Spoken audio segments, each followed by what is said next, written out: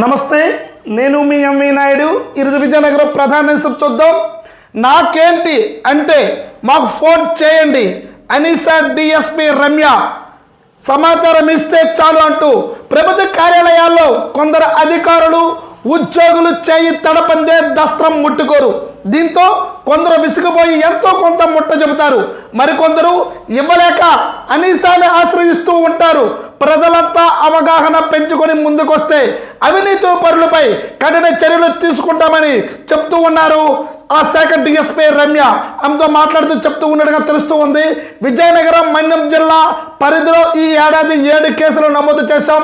పాలకొండ, నిలమరల నగర పంచాయతీల కమిషనర్లు, డెంకాడ, వేపాడ, జామి మండలంలో 3 విఆర్ఓలు, మక్కువకు చెందిన విద్యుత్ శాఖ ఏఈ, మత్స్యశాఖ మన్యం జిల్లా అధికారుల అదుపులోకి తీసుకున్నాం.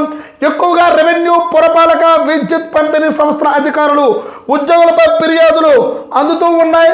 భూముల మ్యూటేషన్ విఆర్ఓల నుంచి తహసీల్దార్ వరకు లంచం డిమాండ్ చేస్తూ ఉన్నట్టుగా రైతులు చెప్తూ ఉన్నారు. రికార్డుల్లో సిబ్బంది పొరపాట్ల వల్ల నమోదైన తప్పులను సరిచేసేందుకు కూడా కాసులు ఆశిస్తారు. తల్లిదండ్రులు మృతి తర్వాత దస్త్రాల్లో వారసుల పేరు నమోదుకు డబ్బులు ఇవ్వాలని డిమాండ్ చేస్తూ ఉన్నారు. విఆర్ఓల నుంచి తహసీల్దార్ వరకు కొందరు నేరుగా రంగంలోకి దిగి మరీ లంచం అడుగుతూ ఉన్నారు. దాడుల్లో పట్టుబడిన విఆర్ఓలు వాటాలు ఇచ్చే అధికారుల పేరు మాత్రం చెప్పడం లేదు. పాస్బుక్కి జారీకి ముప్పు తిప్పలు పెడుతూ ఉంటారు. ఎక్కడైనా బోర్ వేసేందుకు అవసరమైన ఫామ్ 3 ధృవపత్రం జారీకి, ఉమ్మడి ఆస్తుల పంపకానికి అవసరమైన కుటుంబ సభ్యులు ధృవపత్రం కాసులు ఇస్తేనే జారీ చేస్తూ ఉన్నారు. పట్టణాల్లో ఇంటి పన్ను తగ్గింపు, కొత్త కుళాయిల మంజూరు, లేఅవుట్ల క్రమబద్ధీకరణ తదితర విషయాల్లో ప్రజలను ఇబ్బంది పెడుతూ ఉన్నారు. వ్యవసాయ విద్యుత్ కనెక్షన్లు, పథకాలకు రాయితీలు, లైన్ల మార్పిడి, స్తంభాల ఏర్పాటు తదితర విషయాల్లో వసూళ్లు సాగుతూ ఉండగా తెలుస్తూ ఉన్నాయి. ప్రభుత్వ సేవలన్నీ ఉచితం, దేనికి డబ్బు ఇవ్వవలసిన అవసరం లేదు. ఎవరికైనా డిమాండ్ చేస్తే అనీసాను ఆశ్రయించవచ్చు.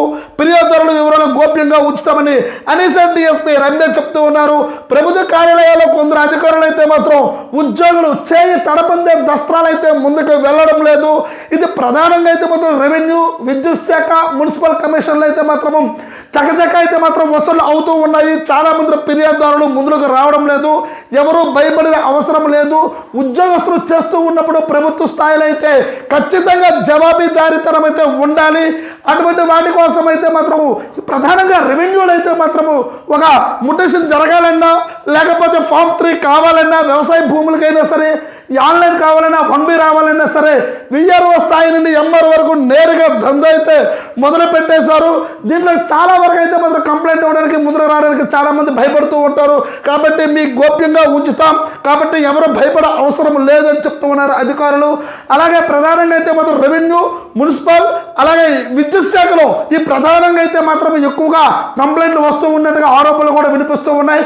చాలా వరకు అయితే మాత్రం జులుం చూపించిన వారిని కూడా కటకటా వెనకలకి వెళ్ళిన కథనాలు కూడా మనం చూసాం. కాబట్టి ఇప్పటికైనా ఎవరైనా సరే ఇబ్బంది పడితే మాత్రం భయపడే అవసరం లేదు. ఎవరైనా అధికారులు అయితే మాత్రం ఖచ్చితంగా పని చేయించుకునే బాధ్యత, నైతిక బాధ్యత మంది. కాబట్టి కాసులు ఇస్తేనే పనులు చేస్తామనంటే మాత్రము ఖచ్చితంగా నేరుగా మమ్మల్ని సంప్రదించండి అన్నట్టుగా ఇక్కడ అనిస్ అధికారులు చెప్తూ ఉన్నట్టుగా తెలుస్తుంది. కాబట్టి ప్రభుత్వ సేవలన్నీ కూడా ఉచితంగా చేయించుకోవచ్చు.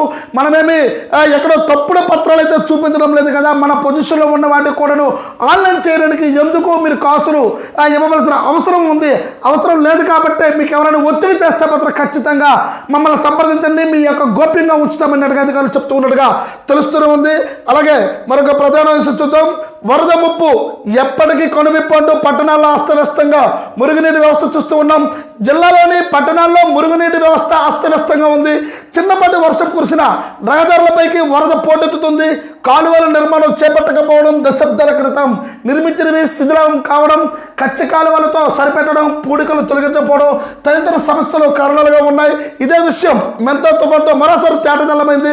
ప్రధానమైన సమస్య చూస్తూ ఉన్నాం. విజయనగరంలో సిటీ స్టాండ్ నగరపాలిక సంస్థ కార్యాలయం, గంటస్తంభ ప్రాంతం, ప్రకాశం పార్కు, మహారాజా కళాశాల ఇక్కడ ప్రధానంగా సమస్యలు వినిపిస్తూనే ఉన్నాయి. అలాగే రాజాంలో వాసవి, విద్య, వరలక్ష్మి, గాంధీ బాబా ప్రశాంత్ నగర్తో పాటు ఈశ్వర కోలంలో కాలువల లేక వరదలు అయితే మాత్రం చాలా ఇబ్బంది పడుతూ ఉన్నాం. అలాగే బొబ్బుల్లో పూల్బాగ్, పాతబొబ్బులి, గొల్లపల్లి ఆర్టీసీ కాంప్లెక్స్ ప్రాంతంలో చిక్కుకున్న 2 కోట్లతో కాలువ నిర్మాణ ప్రతిపాదనలు పంపమని తెలుస్తూ ఉంది. అందుబాటులో ఉన్న నిధులతో కాలువ నిర్మాణాలకు ప్రాధాన్యత ఇవ్వాలని చెప్పాం. వరద ముంపునకు ఉన్న ప్రాంతాల్లో ప్రాధాన్యత క్రమంలో తీసుకోవాలి. లోతట్టు ప్రాంతాల్లో నీరు చేరకుండా పురపాలక కమిషనర్ చర్యలు తీసుకుంటామని చెప్తూ ఉన్నారు. పురపాలక ఆర్డి రవీంద్ర చెప్తూ ఉన్నారు. జిల్లాలో పట్టణాల్లో మురుగునీటి వ్యవస్థ అయితే మాత్రం అతలాకుతం చేస్తుంది. చిన్నపాటి వర్షం కురిసినా సరే ప్రధానంగా అయితే మాత్రం రోడ్లపైకి వచ్చేస్తుంది. ఆ రోడ్ల పాలు అయిపోవడంతో ఆ నీరు ఆ మురుగంతో కూడా రావడంతో చాలా వరకు అయితే మాత్రం అస్తవ్యస్తంగా వాహనదారులు స్థానికులు భయభ్రాంతులకు గురవుతూ ఉన్నారు. జబ్బులకి రోగాలకైతే మాత్రం ప్రధానమైన కారణం అవుతూ ఉన్నాయి. దీనికి కాలువలు సక్రమంగా దశాబ్ద కాలంలో నిర్మించినవే దీనికి తూతూ మంత్రంగా పూడికలు తీస్తూ ఉండడంతో ఎక్కడ ఒక్కడ ఇవన్నీ కూడా స్తంభించుకుపోయే పరిస్థితి ఉందని స్థానికులు చెప్తూ ఉన్నట్టుగా తెలుస్తుంది. అధికారులు అయితే మాత్రం వీటిపై చాలా సీరియస్గా తీసుకోవాలని ప్రజలు కోరుతూ ఉన్నట్టుగా తెలుస్తూ ఉంది. అలాగే ధాన్యం కొనుగోలుకు సిద్ధం. జిల్లాలో ఖరీఫ్ సంబంధించి 4 లక్షల మెట్రిక్ టన్నుల ధాన్యాన్ని కొనుగోలు చేయాలని యంత్రాంగం నిర్ణయించింది. నవంబర్ 2వ వారంలో కేంద్రాలు ప్రారంభించేందుకు చర్యలు తీసుకుంది. ఈ మేరకే కలెక్టరేట్ ఆడిటోరియంలో మంగళవారం జరిగిన శిక్షణ కార్యక్రమంలో సంయుక్త కలెక్టర్ సేతమాధవ్ సూచనలు చేశారు. రైతులకు నష్టం జరగకుండా పూర్తి స్థాయిలో సేకరించాలన్నారు.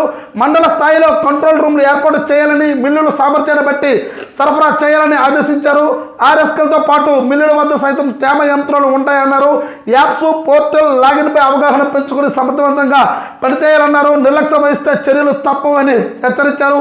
పౌర సంస్థ జిల్లా ప్రబంధకులు శాంతి, ఆర్జీవి, కీర్తి, రామ్మోహన్ తదితరులు పాల్గొన్నారు. 48 గంటల్లోనే చెల్లింపులు పూర్తిగా చర్యలు. కోటి గోనె సంచులకు అవసరం 50 లక్షలు అందుబాటులో ఉన్నాయి. మిగిలిన వాటిని సేకరించాలి. జీపీఎస్తో కూడిన 2000 వాహనాలకు సిద్ధం చేయాలి. విజిలెన్స్ బృందాలు, రాష్ట్ర సరిహద్దులు, చెక్ పోస్టుల వద్ద గట్టి నిఘా, సేకరణపై రైతులకు పూర్తి స్థాయిలో అవగాహన. ప్రతి రైతు సేవా కేంద్రానికి అవసరమైన సామగ్రి సరఫరా సిబ్బందికి నియామకం చేస్తూ ఉన్నట్టుగా తెలుస్తూ ఉంది. జిల్లాలో ఖరీఫ్ సంబంధించి 4 లక్షల మెట్రిక్ టన్నులు అయితే మాత్రం సిద్ధమవుతూ ఉన్నట్టుగా తెలుస్తూ ఉంది. అధికారులు అయితే మాత్రం ధాన్యం కొనుగోలు కేంద్రాలు అయితే సిద్ధం చేస్తూ ఉన్నట్టుగా తెలుస్తూ ఉంది. ప్రతి ఒక్క ధాన్యం గింజను కూడాను ప్రజల నుంచి కూడా కొనడానికి సిద్ధం చేస్తూ ఉంది. అలాగే జిల్లాలో అధికారులంతా కూడాను ఇక్కడ ఆర్ఎస్కేలు అన్ని కూడా సిద్ధం చేస్తూ ఉన్నారు. ఆ ధాన్యం బస్తాల సేకరణ కానీ ఎక్కడైనా సరే దందా చేస్తే మాత్రం కఠిన చర్యలు తీసుకుంటామని అధికారులు చెప్తూ ఉన్నారు. ఎక్కడ కూడా దళారీ వ్యవస్థ ఉండకూడదు. నేరుగా ప్రభుత్వమే ప్రతి ధాన్యం గింజను కూడా కొనుగోలు చేస్తుంది. కాబట్టి దీంట్లో అలసత్వం వహిస్తే మాత్రం ఖచ్చితంగా చాలా సీరియస్ యాక్షన్ తీసుకుంటామంటున్నారు సేతుమాధవన్. చూస్తూ ఉండండి ఎంఈ న్యూస్. నేను మీ ఎంఈ నాయుడు.